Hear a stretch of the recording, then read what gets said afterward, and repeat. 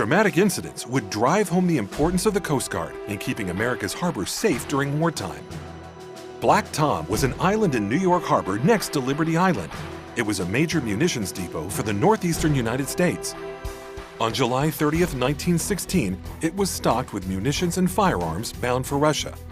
German agents triggered explosions that could be felt as far away as Maryland. Fragments from the explosion lodged in the Statue of Liberty.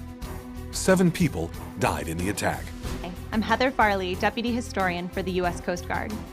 The Coast Guard's duties would continue to grow during the war. In June 1917, the Espionage Act was passed, bestowing upon the Coast Guard the power to protect merchant shipping from sabotage, safeguard waterfront property, supervise vessel movements, and establish anchorages and restricted areas. It also gave the Coast Guard the right to control and remove people aboard ships. Another tragedy would lead to the development of a key Coast Guard post. On the morning of December 6, 1917, a tremendous blast ripped through the sleepy town of Halifax, Nova Scotia. The French freighter Mont Blanc, carrying 5,000 tons of TNT, collided with the Norwegian steamship Imo in Halifax's outer harbor.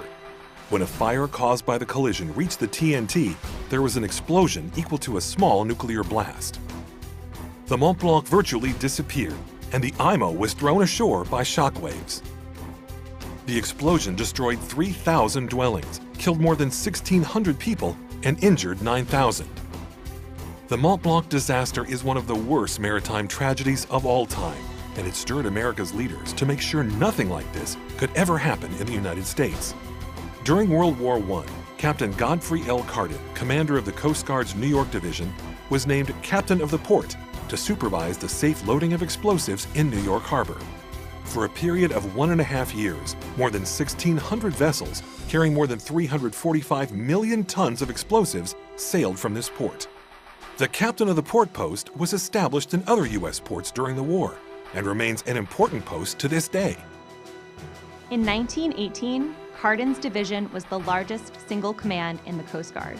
It was made up of over 1,400 officers and men, 4 Corps of Engineers tugs, and 5 harbor cutters. The captain of the port post was established in other U.S. ports during the war and remains an important post to this day.